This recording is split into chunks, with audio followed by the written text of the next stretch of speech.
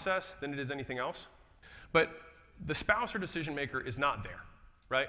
Now, note for you guys, a lot of you guys have had the opportunity to go talk to a spouse, but a lot of you guys don't have that in your business, right?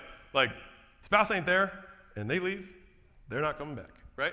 Or they are, but a very small percentage don't wait for it. Okay, so what we have to do is try and sidestep it by isolating the objection and casting aside the partner, because the partner's not there. So how could they object to anything? They don't even fucking know who you are, right? And so the idea is, and again, this is assuming if you have a really long-term thing, then you want the partner to be there, right? Like ideally, that's what you have. But if you don't have the opportunity, then you got to go through the next step, all right? Which is, what do you think they wouldn't like? And then they will tell you, and then you just overcome the thing, which has nothing to do with the spouse, because spouse isn't there, right? Very easy sidestep. Does that make sense? This works really well.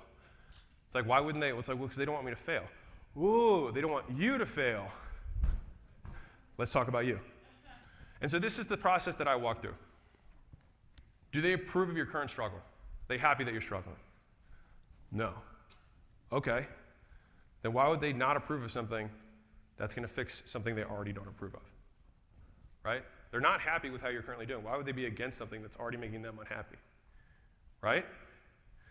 Right. Well, let me ask you this, and they'll pause. And well, if the roles were reversed, and your husband needed this to make what he wants, his dreams happen, or your wife needed this program to make her dreams happen, would you support her?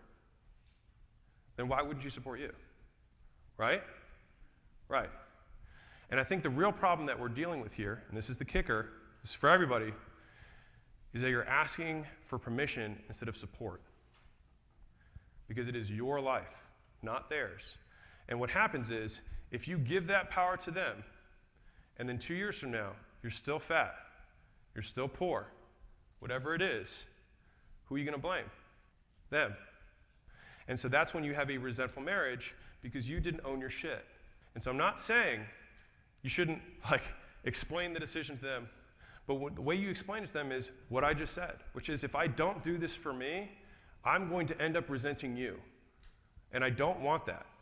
And instead of me bitching to you every day about how we don't have money or about how I don't like my body, I'm now doing this and I'm joining a group of support, of community of people just like me. And crazy enough, for some reason, doctors go to college, right? Right? That makes sense. They go to medical school, lawyers go to law school.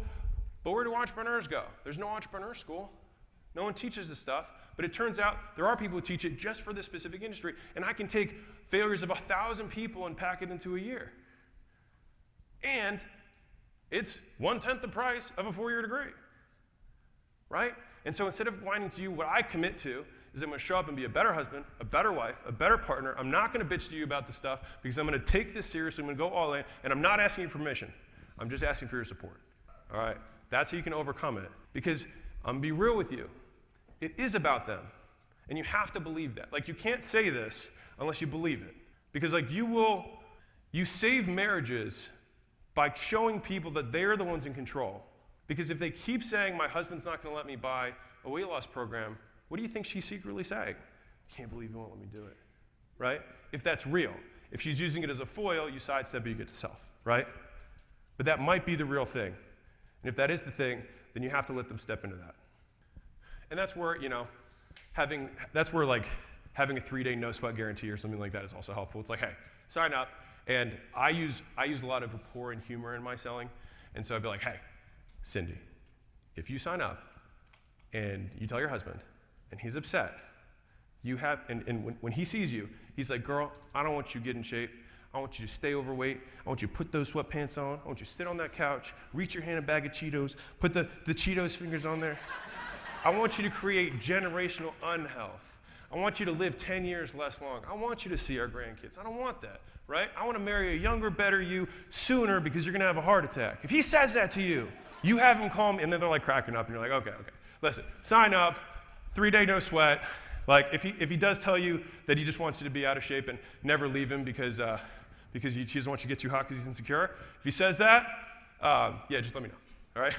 So the whole time you're just joking and stuff, but the 3-day guarantee helps nudge a lot of these people over. Is that cool? You guys get that one? Okay. Sweet. And so that goes for you, right? It's about support, not permission. That's the bottom line, right? Support, not permission.